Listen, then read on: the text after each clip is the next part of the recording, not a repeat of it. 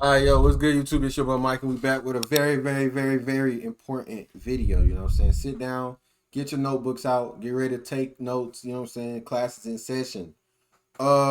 Today's lesson is the story of JayDaYoungan. You know what I'm saying? He is a rapper that passed away recently, and you know what I'm saying? We're here to hear about it. JayDaYoungan was a rapper from Louisiana who was tragically killed on July 27th. He was only 24 and lives a wild life that was full of ups and downs.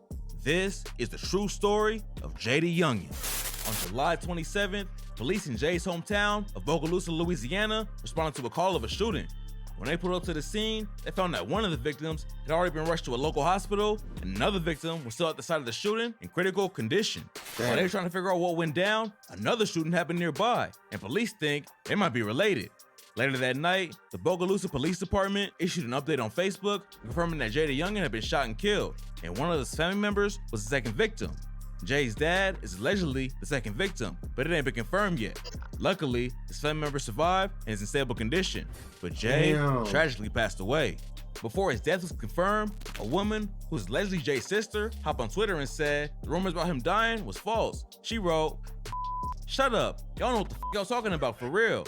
Then, "Ain't nobody dead, stop eating and go read a book." She topped it all off by writing, "I hate you internet freak." I hate you freak ass internet ass niggas and hoes, bullshit ass, fake ass, hoe ass blogs, hoes. Stop trying to confirm shit y'all don't fucking know, bullshit asses. Stop trying to confirm shit y'all don't fucking know, bullshit asses. I mean, but never mind. Apparently, Jay was still alive at the time. Yeah, he was. Unfortunately, things took a turn for the worse, and he passed later that night. The mayor of Bogalusa, Wendy Perret, put out a statement asking for help from Jay's hood. She said, "The senseless shooting in Bogalusa is another tragic reminder of the pain that violent crime brings with it. My thoughts and prayers are with the victims' family and friends. As your mayor and as a mother, I plead on behalf of our community and our children. Today must mean enough is finally enough. Stop the violence. See something, say something." No one knows who was behind the shooting yet, but investigators on the case say that the violence was retaliatory. Jay been in trouble with the law in the past, and he actually just got out of prison in June for possession of a firearm while under indictment. Jay blew up in the late 2010s after racking up millions of plays on SoundCloud. His debut project, Roughway, dropped in early 2017 and built him a buzz in the local scene. Then, his track Interstate went viral on YouTube and hit over 4 million views in under a month. By this point, Jay already had enough momentum to be considered for XXL's 2018 freshman list. He stayed on his grind and dropped 3 more tapes: The Real Jumpman 23, Wake Up, and Taking Off. The track Elimination off of his 23 project ended up becoming his breakout single, racking up over 50 million plays on Spotify. His next project, Forever 23, pushed him even further into the spotlight and became his first mixtape to hit the Billboard 200 chart. By the end of 2019, Jay already dropped 10 mixtapes and was becoming one of the hottest new rappers in the South. But even though his career was popping off, he still had a foot in the streets and couldn't stay out of trouble. He ended up missing one of the biggest shows of his life after getting arrested in Florida. Jay was pulled over for speeding on May 11th, 2019 by the Florida Highway Patrol. The cops said they smelled weed, so they searched his whip and found 20 grams of weed, paraphernalia, and pills. Plus, one of the other people in the car had a gun on him. Jay ended up getting arrested and hit with a felony possession of a controlled substance without a prescription. He was out on bail the next day, but still had to cancel his set at Rolling Loud. Then in 2020, Jay was arrested again after he allegedly assaulted his old girl. She called the police and claimed— I ain't gonna lie. I listened to JayDaYoungan back then, but I stopped listening to him for this reason right here. After I found out he put his hands on his girl, you know what I'm saying, I'm against that, and I just stopped listening to his music after that.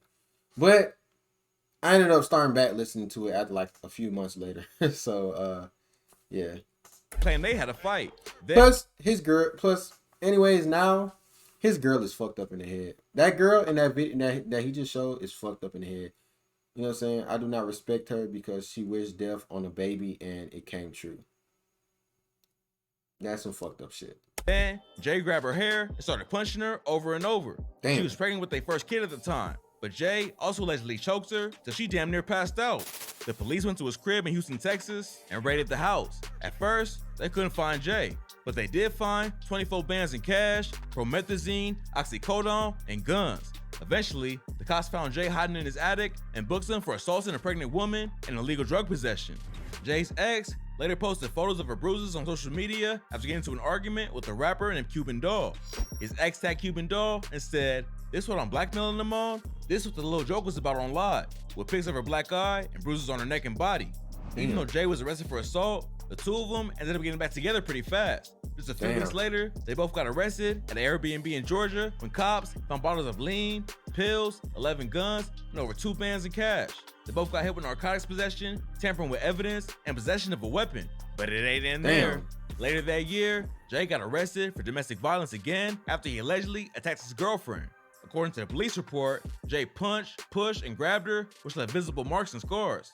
The cops charged him with battery, family violence, and 3 felony fugitive from justice charges. Then, in August 2021, Jay got arrested for driving recklessly at a high speed with his passenger door open. When the cops pulled him over, they found a woman in the car with him and a baby on her lap without a seatbelt. They cited him for careless operation of a vehicle, no child restraint, and driving with a suspended license. This was a serious. Nah, these niggas are wild. Nah. What the? With the passenger's door open, a girl in the car with her baby in the lap. Nah, that's crazy. Case. What happened a month later was way worse. On September 16, 2021, Jay got hit with accessory to second-degree murder and obstruction of justice charges related to a deadly shooting that happened in 2020. Jay posted a video of himself getting arrested and captioned it with, "I only want to change my city. Judgment of unreliable sources ain't right. I'm an artist, not a statistic." Rumors started flying about what the arrest was for, but eventually, more info was released about what went down. The murder happened at a birthday party in Louisiana for a woman named Big Ray. She hired some local club promoters to help bring in a crowd, and over 100 people showed up to the party on August 8, 2020. At around 8 p.m. that night, a group of dudes pulled out automatic weapons and started dumping shots into the crowd. 3 people got hit during the shooting, and unfortunately, one of them died from their injuries. She was a 21-year-old from New York named Zion Hutchinson, who was staying in Baton Rouge at the time. A few days after the shooting, the police arrested a 30-year-old named Brandon Perry and a 23-year-old named Tommy Diamond for second-degree murder and 2 counts of attempted murder. Then, a dude named Craig Brown got booked too, but Brown wasn't the shooter. He was just a club promoter who they charged with possession of illegal drugs with intent to distribute, negligent homicide, and 2 counts of negligent injury. Even though he wasn't involved with the shooting, cops still thought he was responsible because he helped run the event. Then Big Ray was also arrested and charged with negligent homicide and negligent injury because the shooting happened at her party. Eventually, the cops tracked down 2 more alleged shooters in Texas and Montana. Then a year later, they connected Jay to the case. Since he was charged with accessory to second-degree murder, the cops obviously didn't think Jay was one of the dudes shooting, but they might have thought he helped the shooters escape or get rid of evidence. Jay never spoke about what went down publicly, and we'll probably never know the full story of what happened that night. Another time Jay made headlines was back in 2019 when he got his chain snatched at a show in North Carolina. A video leaked online showing Jay getting in some kind of fight. Then later, another video was posted where an unknown dude holds an ATK chain and someone yells out, "Tell him come get this shit." Then the dude holding the chain says, "F that JayDaYoungan." Jay wasn't an official member of ATK, but he was close with Young and Ace, and they had a collab project together, so Ace gave him a chain to show love. A few days after it went down, Jay hopped on Twitter and said, "If you don't know facts about the situation, don't speak on that shit. And I'm so solid, can't shit phase or break me. I'm built for this." Then, Young and Ace got involved and told the thieves they had 1 hour to give Chain his chain back. The dudes obviously knew Ace wasn't the one to play with, and not long after, Jay hopped on IG to show everyone he got his chain back. The next day, rumors started flying. Damn, yeah, Ace. Alright. Alright then, Mr. Big Boss. So, Mr. Big Boss, Young and Ace. I'm so solid, can't shit Big phase Boss. or break me. I'm built for this. Then, Young and Ace got involved and told the thieves they had 1 hour to give Chain his chain back. The dudes obviously knew Ace wasn't the one to play with, and not long after, Jay hopped on IG to show everyone he got his chain back.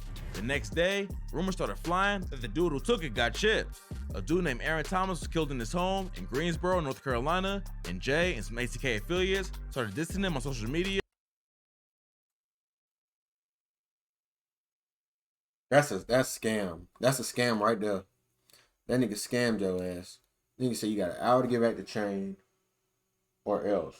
They gave back the chain, and they still flipped your shit. Damn. Damn. And not long after, Jay hopped on IG to show everyone he got his chain back. The next day, rumors started flying that the dude who took it got chipped. A dude named Aaron Thomas was killed in his home in Greensboro, North Carolina, and Jay and some ATK affiliates started dissing him on social media, so it seemed like they was behind the hit. Later, one of Aaron's homies came out and said that Jay and the other dudes was lying for clout. According to him, Jay and Ace paid 25 racks to get the chain back, and Aaron's death wasn't related to the situation. He also FaceTimed the dude who took the chain, proved that ATK wasn't involved at all. JayDaYoungan had a lot of issues, but at the end of the day, he was a talented artist who never stopped working on his craft. He already dropped 2 EPs this year, and also planned on creating his own label to sign other artists who came from the streets like him.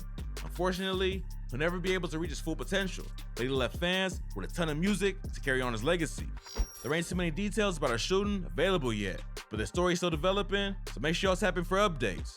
Rest in peace to JayDaYoungan. No, facts. Rest in peace. That's tough.